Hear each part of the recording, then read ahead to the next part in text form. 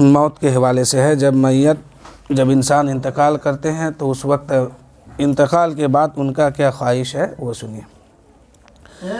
कि जाता हूँ मैं दुनिया से,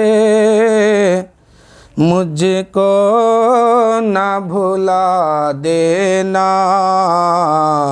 जाता हूँ मैं दुनिया से, मुझको ना भुला देना। जब याद मेरी आए, बख्शिश की दुआ देना। तुम चाहते हो मुझको मिल जाए अगर जन्नत, तुम चाहते हो मुझको मिल जाए अगर जन्नत। कुरान मुक़द्दस को पढ़ पढ़ के सुना देना। जब याद मेरी आए, बख्शिश की दुआ देना। और जब कोई इंतकाल करते हैं तो उनके बगल में लोग बैठ के रोया करते हैं, चाहे उनके घर वाले हो या उनके रिश्तेदार हो या उनके जान पहचान के लोग हो, जो भी हो उनको देख के रोया करते हैं। तो उस वक्त वह मैयत क्या कह रही है वो सुनिए। कि जाना है सभी को तो ये आंसू बहाना क्या। जाना है सभी को तो ये आंसू बहाना क्या। माँ बाप बहन भाई सबको ये बता देना।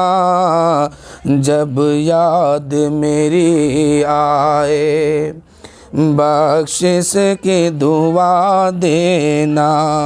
और जब मैयत को घर से लेके निकलते हैं तो वो क्या ख्वाहिश जाहिर करते हैं कि लो देख लो ये सूरत, कुछ देर दिखाएंगे।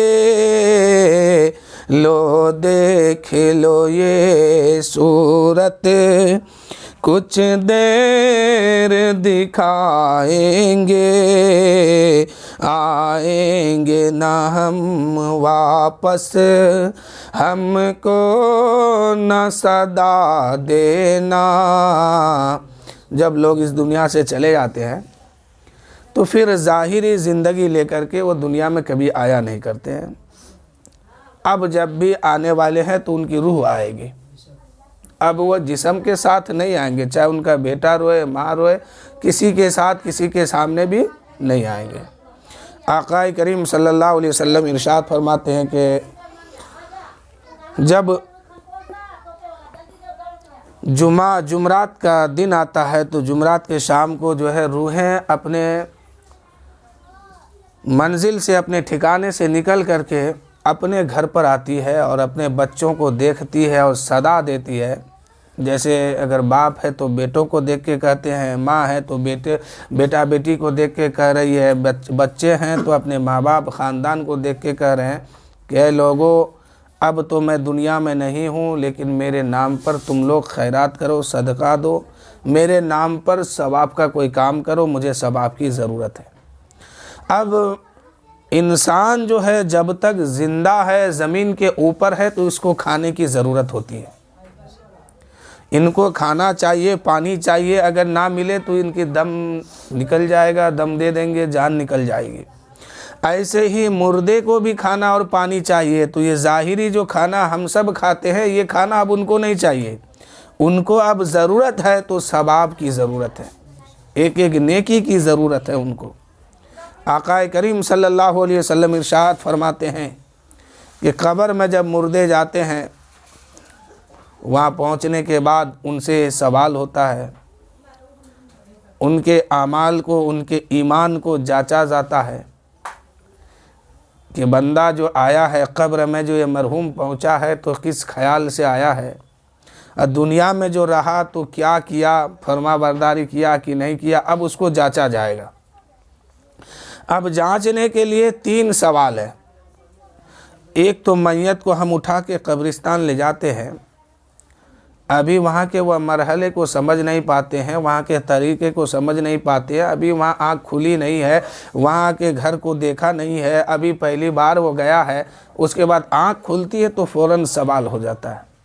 अब वहाँ जांचा जा रहा है कि ईमान वाला है कि नहीं है, तब तक सवाल करेंगे। मन रब्बो के, रब के बारे में पूछा जाएगा कि तुम अपना रब किसको मान के आए हो, क्या एक रब को मान के आए हो कि अनेक को, क्या करके आए हो वो बताओ। तब तक दूसरा सवाल आएगा, माँ दीनों का, तुमने कौन सा दीन इख्तियार किया, तुम्हारा मज़हब क्या है, धर्म क्या है, तुम कौन से दीन को कबूल करके आए हो।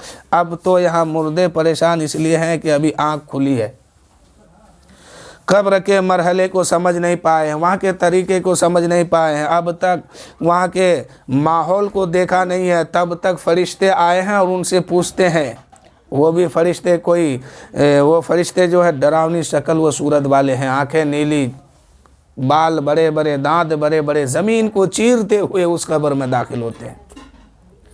वो फरिश्ता अगर दुनिया में जीते जी कोई देख ले उनकी सूरत तो मरने से पहले ही उनकी मौत हो जाए, इस शक्ल को लेके आते हैं। अब उनसे पूछा जाता है, मन रब्बो का, तेरा रब कौन है।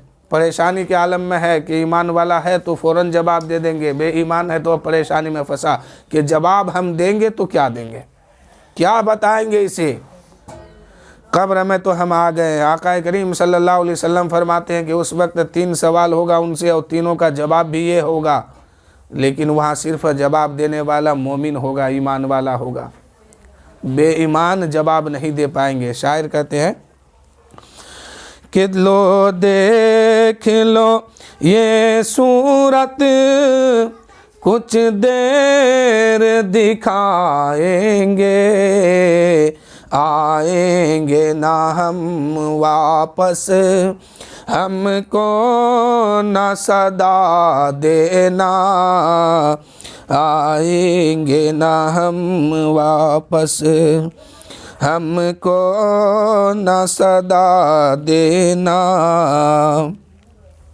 ईमान है मरकद में दीदार नबी होगा, ईमान है मरकद में दीदार नबी होगा, पहना के कफन मुझको खुशबू में बसा देना।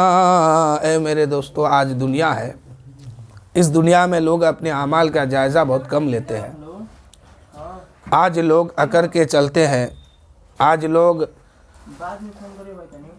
इस ख्याल से जीते हैं कि वो मेरे सामने बैठने के लायक नहीं है, गरीबों को हिकारत की नज़र से देखते हैं। लेकिन यही इंसान जब इंतकाल करता है, आंखें बंद होती है, सांस रुक जाती है, धड़कनें ख़त्म होती है, जान निकलती है, रूह जिस्म से जुदा हो जाती है, अब जो है इनका हाल ये है कि अकरना अब सब ख़त्म हो गया। इनकी आँखों को कोई दूसरा आके बंद कर रहा है कि आँख खुली ना रह जाए, मुंह खुला है तो कोई दूसरा आके बंद कर रहे हैं कि कहीं खुला का खुला ना रह जाए, पैर टेढ़ा है तो कोई धागा बांध रहा है कि कहीं पैर टेढ़ा ना रह जाए, हाथ अगर सीधा नहीं है तो लोग हाथ सीधा करते हैं, ऊपर से कपड़ा कोई दूसरा ढकते हैं। अब अकर ख़त्म हो गया, अब अकर ख़त्म हो गया, आप क्या करने वाले हैं? कुछ नहीं।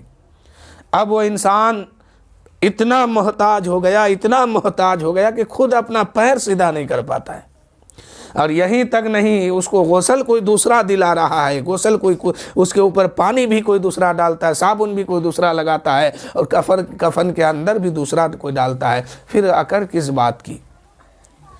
वो जो कहा करता था कि दुनिया में मेरे साथ बैठने के लायक नहीं है, ये गरीब है, मजबूर है, मेरे सामने ये बैठने के लायक नहीं है, मेरे साथ चलने के लायक नहीं है, आज वही कांधा दिया हुआ है इसको, कंधे पे वही लोग लेके जाते हैं, कब्र के मंजिल में जाते हैं। आका करीम सल्लल्लाहु अलैहि वसल्लम इरशाद फरमाते हैं कि मुर्दे को जब नहलाया जाता है, मुर्दे को जब कफनाया जाता है, उनको जनाजे पे रखा जाता है, उनको लेके लोग चलते हैं, उस वक्त मुर्दा चीखें मारती है और चिल्लाती है कि अगर नेक है, बदकार नहीं है, गुनहगार नहीं है, नेक वाला है, नो नेक इंसान है, सवाब ज़्यादा काम किया है, अमाल को ठीक करके इस दुनिया से गया है, तो वो ये चीखते हैं, चिल्लाते हैं, ऐ लोगों ये देर किस बात की, ज़रा जल्दी तो करो मुझे वहाँ ले जाने के लिए जहाँ नबी का दीदार हमको होने वाला है, नबी के चेहरे की ज़ियारत हम करने वाले हैं, ज़रा जल्दी से वहाँ तो मुझे पहुँचाओ।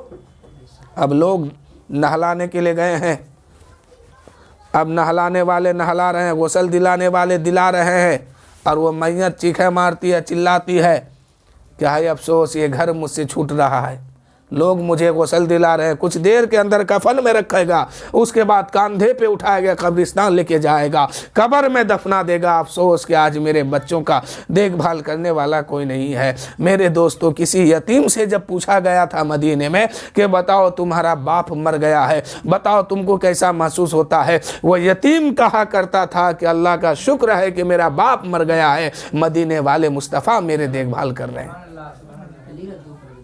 वो माहौल आज कहाँ चला गया। वो यतीम बच्चा कहते थे कि मुझे रसूलुल्लाह सल्लल्लाहु अलैहि वसल्लम मिल गए, अब इससे बढ़ के क्या चाहिए। अब वो मैयत चीखें मारती है कि सब छूट रहा है मेरा। अब उसको जनाजे पे रखा गया, लेके लोग चलते हैं, अब वो चीख मार के चिल्ला रही है, कह रही है, ए लोगों तुम लोग किस ख्याल में हो, मैं तुम लोगों के कंधे पे आज सवार हूँ, जा रहा हूँ, लेकिन एक दिन तुम्हें भी आना पड़ेगा। किसी ने कहा था कि मैं फ़लाँ को जनाजे पे रखा था, उसको कंधा दे के कब्रिस्तान ले गया था, कब्र में दफना के आया है। गलत बात है, तुमने उसको दफनाने नहीं गया था, बल्कि वह मुर्दा हाथ पकड़ के आपको लेके गया है और आपकी मंजिल को दिखाया कि देख मैं यहाँ आके लेटा हूँ, कल तुम्हें भी आके लेटना पड़ेगा।